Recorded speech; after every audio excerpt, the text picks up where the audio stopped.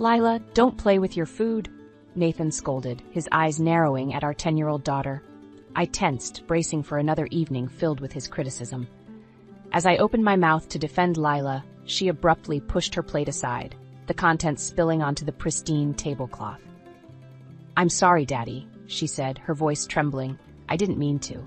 Nathan slammed his fist on the table, making us both flinch. How many times have I told you? We don't waste food in this household. My heart raced as his face reddened, the vein on his forehead pulsing. I knew that look all too well, the precursor to his rage. Before I could intervene, Lila's small hand reached out and knocked over Nathan's prized baseball, signed by Babe Ruth himself. It rolled off the table and hit the floor with a sickening thud. Time seemed to freeze as Nathan's eyes widened in disbelief. He turned his glare towards Lila, who shrank in her chair. You little brat! Do you have any idea how much that's worth? As he rose from his seat, I placed a trembling hand on his arm. Nathan, please. It was an accident. He shrugged me off, his attention fixated on our daughter. This is unacceptable behavior, Lila. You need to learn some respect. Lila's lips quivered and tears streamed down her cheeks. I'm sorry, Daddy. I'm really, really sorry. To my horror, Nathan reached for his belt, and I knew what would come next. It was a pattern I'd witnessed countless times, his escalating rage followed by physical punishment under the guise of discipline. But this time, something shifted in Lila's eyes. Her tears stopped, and she straightened her back, her gaze locking with Nathan's. No, Daddy. I won't let you hurt Mommy anymore. My breath caught in my throat as Lila's words hung in the air like a heavy curtain, lifting to reveal the ugly truth I'd been denying for years. Nathan froze, his face contorted in rage and confusion. What did you say? Lila turned to me, her expression a mixture of determination and sorrow. Mommy, I've seen the way he treats you, the yelling, the pushing, the bruises you try to hide. It's not right. My carefully constructed facade crumbled as tears spilled down my cheeks. All the times I'd made excuses, all the lies I'd told myself and others, they unraveled in that single heart-wrenching moment. Nathan's face drained of color as he stared at us, his mouth agape. For once, he was speechless, stripped of his control and power. In that surreal silence, I realized that my sweet, brave daughter had given me the strength I'd been lacking all these years. The strength to face the truth, to protect her, and to break free from the cycle of abuse that had become my life. As I wrapped my arms around Lila, holding her close, I knew our lives would never be the same. But for the first time in a long time, I felt a glimmer of hope. A hope for a future free from fear and oppression. A future where love triumphed over violence. The shattered remains of Nathan's prized baseball lay scattered on the floor, a fitting metaphor for the illusion that had just been destroyed. And in that moment, I vowed to never let anyone control or diminish me again. The aftermath of that fateful dinner was like a bomb going off in our household. The silence that followed Lila's revelation was deafening, broken only by the occasional clatter as Nathan paced back and forth, running his hands through his disheveled hair. How dare you? He seethed, shooting daggers at Lila with his eyes. How dare you disrespect me like this in my own home? Lila flinched, but held her ground. I'm sorry, Daddy, but I won't let you hurt Mommy anymore. Nathan whirled to face me, his face contorted with rage. Is this true, Janelle? Have you been filling her head with lies about me? I swallowed hard, my heart pounding in my chest. This was the moment I dreaded for years, the confrontation that could either set me free or trap me further in his web of control. No, Nathan, I said, my voice surprisingly steady. Lila's telling the truth. I can't pretend anymore. His eyes narrowed, and he took a step towards me, his fists clenched at his sides. Pretend? You think this is some kind of game? Before he could advance further, Lila stepped between us, her small frame trembling but her eyes blazing with determination. Don't you touch her! Nathan recoiled as if struck, his expression a mix of disbelief and fury. How dare you speak to me like that, you ungrateful little brat! Don't call her that! I snapped, surprising even myself with the force of my words. Nathan's head whipped towards me, and for a moment I thought he might strike me, but something in my defiance seemed to give him pause. This is your doing, Janelle, he hissed. You've turned my own daughter against me. I shook my head, feeling a strange calm settle over me. No, Nathan, I've done nothing but endure your rage and abuse for far too long. Lila's just the one brave enough to see the truth." His face reddened, and he opened his mouth to retort, but I held up a hand, cutting him off. "I'm done, Nathan. I'm done living in fear, walking on eggshells around you, making excuses for your behavior. It stops now." A flicker of uncertainty crossed his features, and for the first time I saw a crack in his armor of control. "You can't be serious," he scoffed, but his words lacked their usual conviction. "I've never been more serious in my life," I said, my voice steady and unwavering. "This ends tonight." Nathan's gaze darted between Lila and me, and I could see the realization setting in. The years of manipulation and mind games were unraveling before his very eyes. "You'll regret this," he spat, his words laced with venom. "You won't have a penny to your name. I'll make sure of it." I squared my shoulders, emboldened by a newfound strength I hadn't felt in years. "I don't care about your money, Nathan. All I care about is getting away from you and your abuse." His eyes widened, and for a moment I thought he might strike out in desperation. But Lila's unwavering stance seemed to give him pause, and he simply shook his head in disbelief.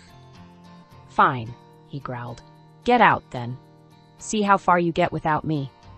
With those words, he turned on his heel and stormed out of the room, leaving Lila and me standing amidst the wreckage of our former lives.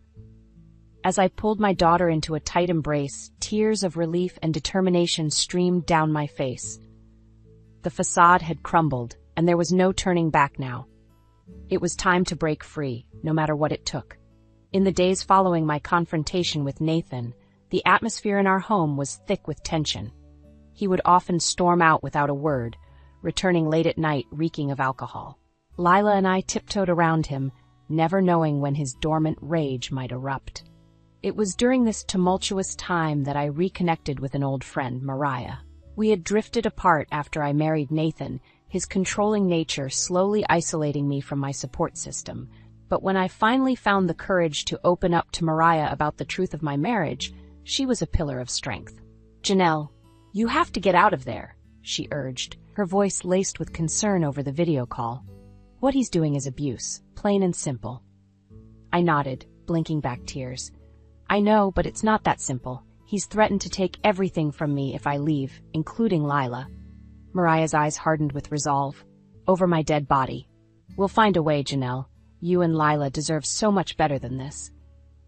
Her unwavering support was like a lifeline, giving me the courage to take the first tentative steps towards freedom.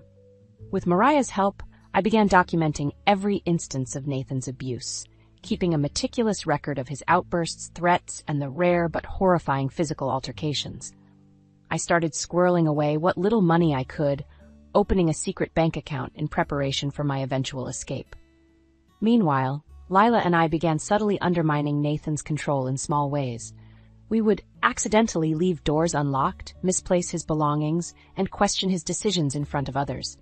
It was a dangerous game, but one that slowly chipped away at his perceived dominance. "What's wrong with you two?" he would rage, his face contorted in fury. "Are you trying to make me look like a fool?" "Of course not, dear," I would reply, feigning innocence. "We're just a bit forgetful sometimes." Lila would nod solemnly, her big eyes guileless. Nathan would fume, his jaw clenched, but he could never quite catch us in an outright act of defiance.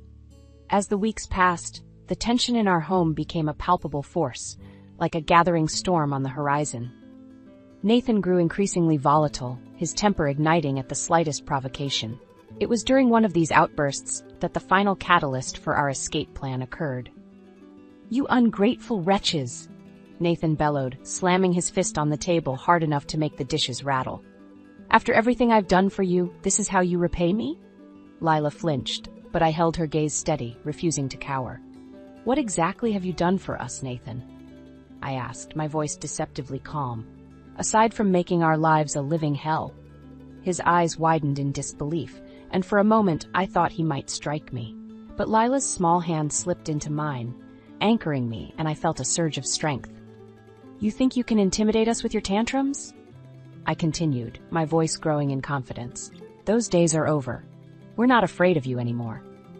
Nathan's face turned an alarming shade of red, and he opened his mouth to unleash another torrent of abuse. But this time, I didn't let him. "Save your breath," I said, rising from the table. We're leaving, Nathan, tonight.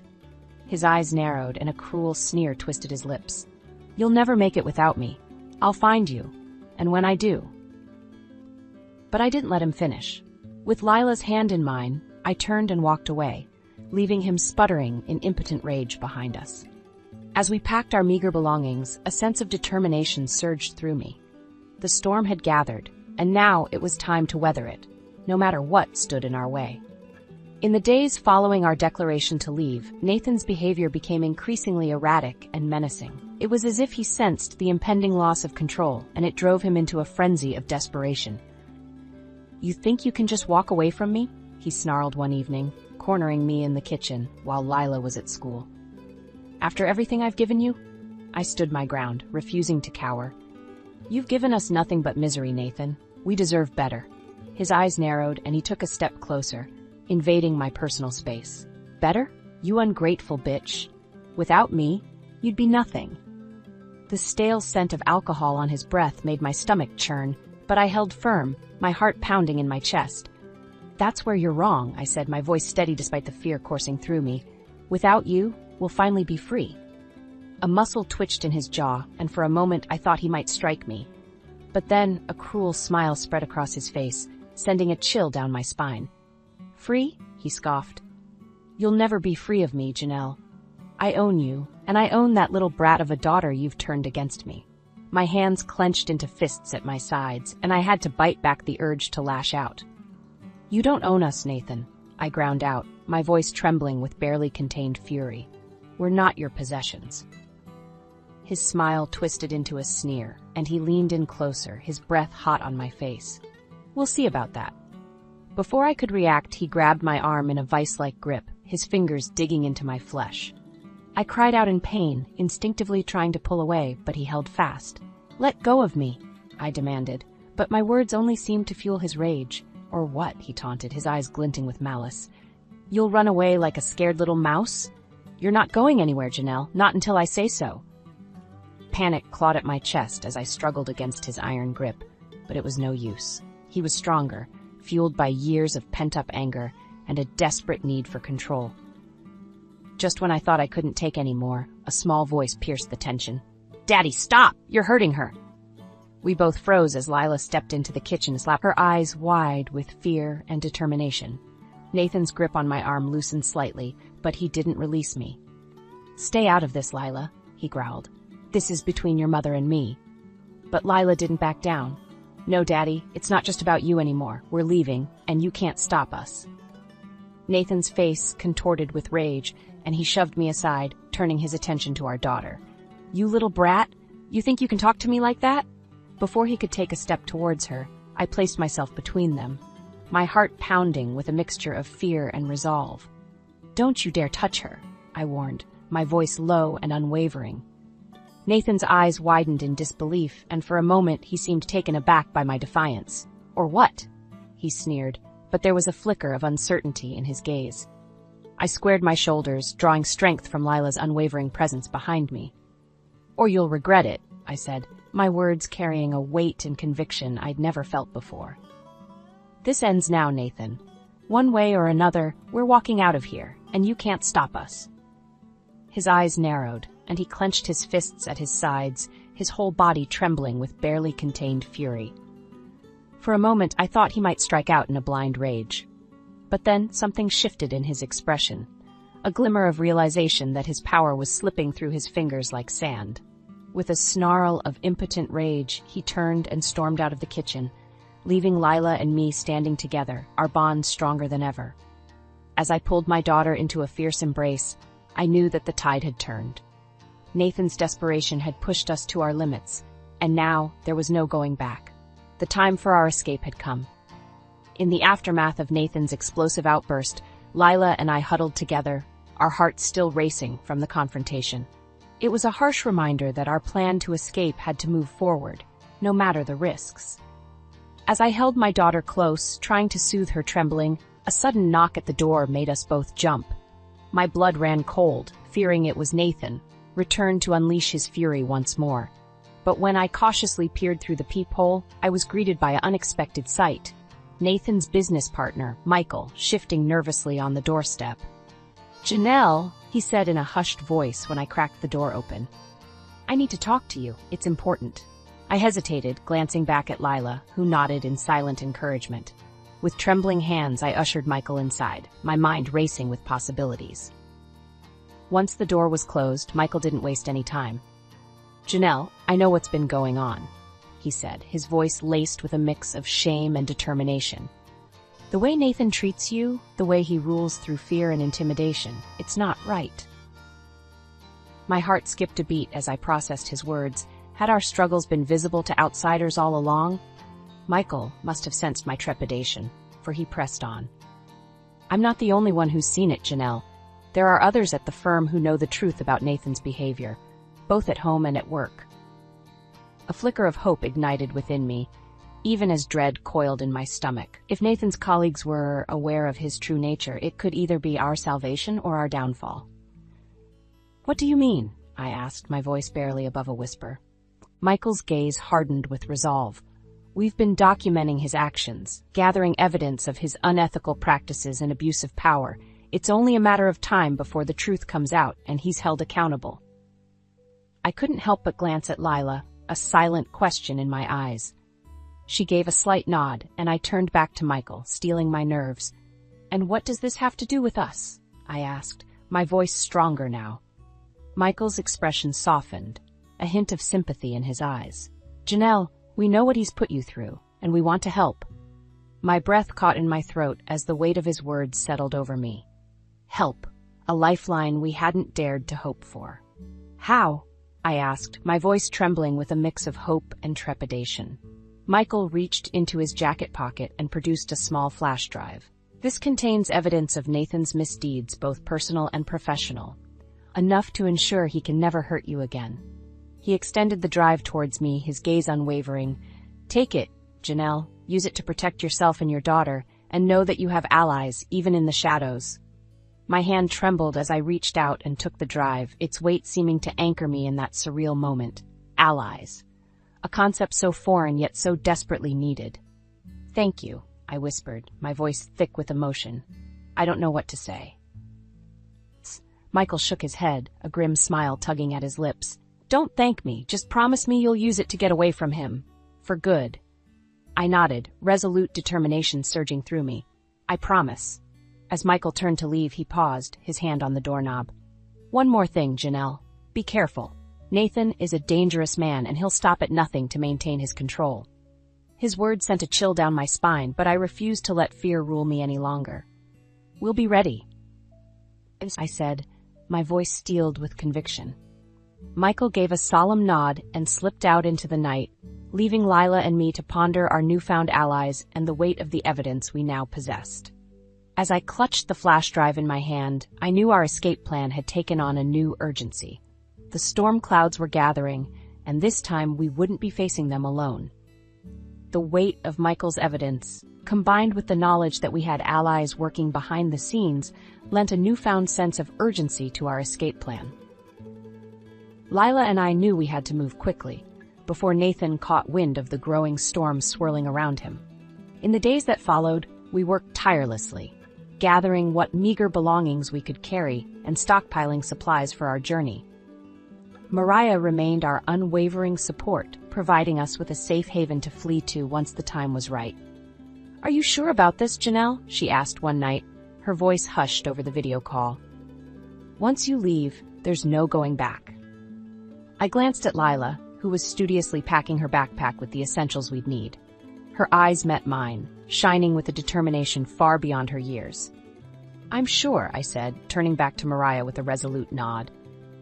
"We can't live like this anymore. It's time to break free, no matter what it takes." Mariah's expression softened, a mixture of pride and concern etching her features. "All right, just say the word, and I'll be there to pick you up." With our plans in motion, the tension in our household became almost palpable. Nathan seemed to sense the shift in the air, his eyes narrowing with suspicion whenever he caught Lila and me whispering together. "What are you two up to?" he would demand, his voice laced with barely contained fury. We would exchange a pointed look, then turn back to him with feigned innocence. Nothing, dear. Just talking about school. His jaw would clench and his nostrils would flare, but he could never quite catch us in the act of our preparations. Finally, the night of our escape arrived. Nathan had stormed off after another explosive argument, leaving us a narrow window of opportunity to slip away undetected. "Are you ready?" I asked Lila, my heart pounding in my chest as we gathered our meager belongings.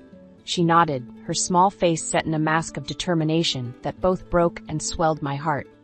"Ready, Mom." With trembling hands, I dialed Mariah's number, the burner phone feeling like a lifeline in my grasp. "It's time," I whispered when she answered, my voice thick with a mix of fear and exhilaration. "I'm on my way," Mariah responded, her voice steady and reassuring. "Stay strong, Janelle. Help is coming." As we waited for Mariah's arrival, every creak and groan of the old house seemed amplified, setting my nerves on edge. What if Nathan returned early? What if he caught us before we could escape? But then a familiar car pulled up outside, and Lila's small hand slipped into mine, anchoring me in the moment. "Let's go, Mom," she said, her voice trembling but her eyes shining with determination. With a deep breath, I shouldered our meager belongings and followed my daughter out into the night, leaving behind the prison of our former life. As we slipped into Mariah's waiting car, I couldn't help but glance back at the house one last time.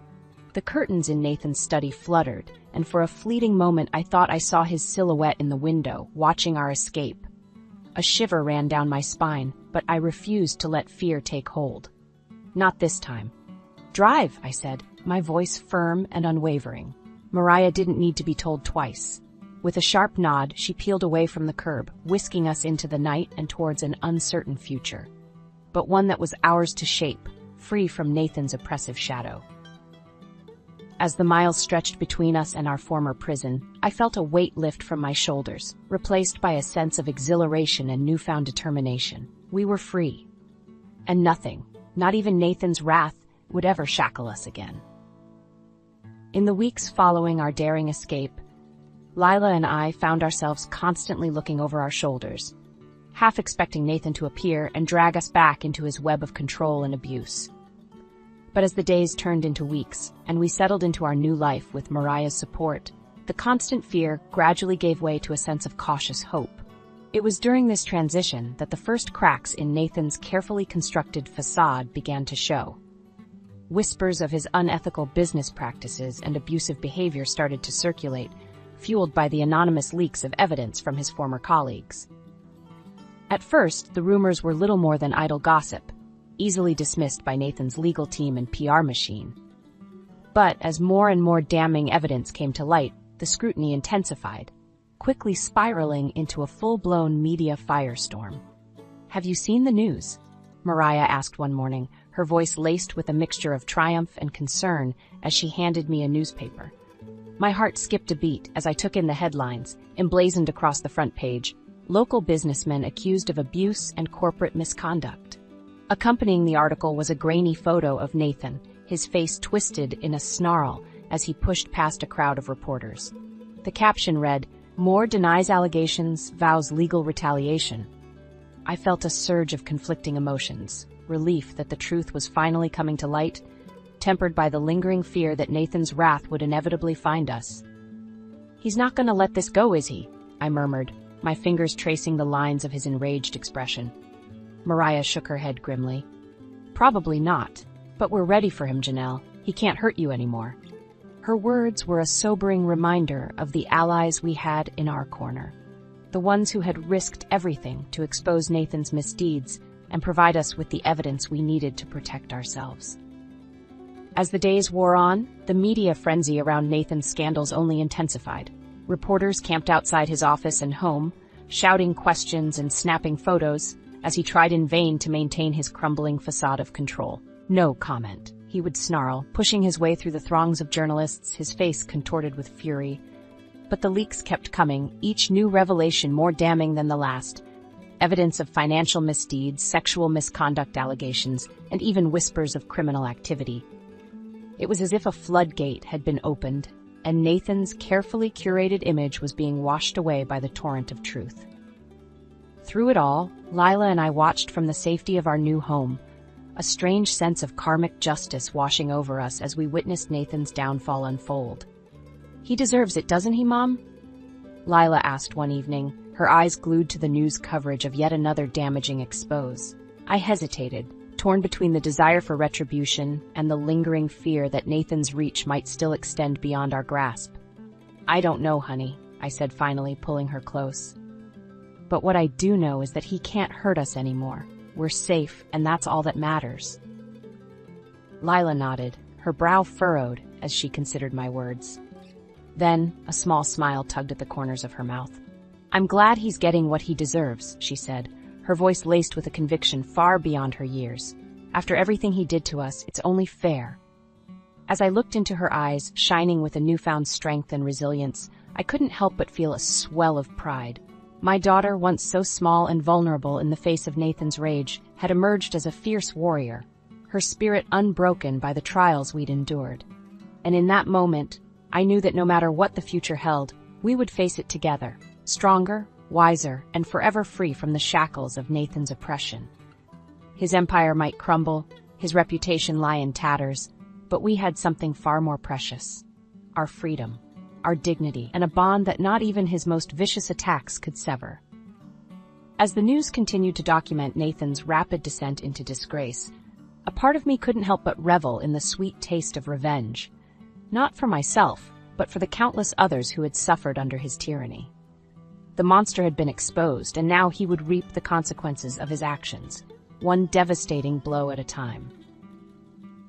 As the dust settled on Nathan's spectacular fall from grace, Lila and I found ourselves standing at a crossroads, faced with the daunting task of rebuilding our lives from the ashes of our former existence. "Where do we go from here, Mom?" Lila asked one evening as we sat together, the flickering glow of the TV illuminating her pensive expression. I exhaled slowly, pondering her question. For so long, our world had revolved around survival, dodging Nathan's fury, plotting our escape, clinging to the hope of freedom. But now that we had achieved that elusive goal, the path forward seemed simultaneously daunting and exhilarating. "Anywhere we want, honey," I said finally, reaching out to tuck a stray strand of hair behind her ear. "The world is ours now."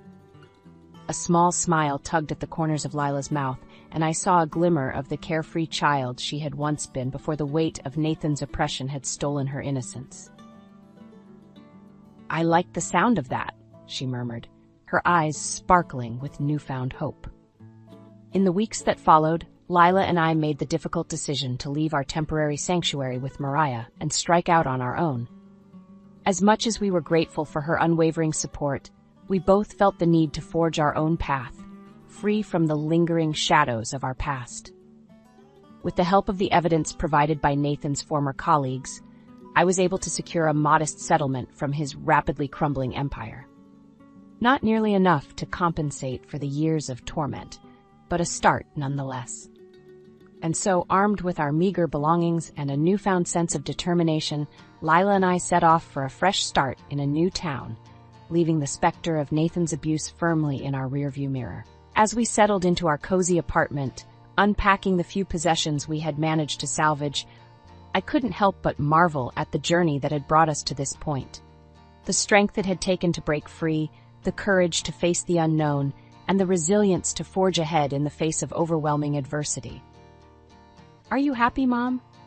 Lila asked one evening as we sat together on our second-hand couch, the scent of takeout pizza wafting through the air. I looked around our modest surroundings, taking in the mismatched furniture and the peeling paint on the walls. To an outsider, it might have seemed like a life of hardship and struggle. But in that moment, all I felt was a profound sense of contentment and gratitude. "Happier than I've been in a very long time," I replied, pulling her into a warm embrace. Lila snuggled against me, a contented sigh escaping her lips. "Me too, Mom.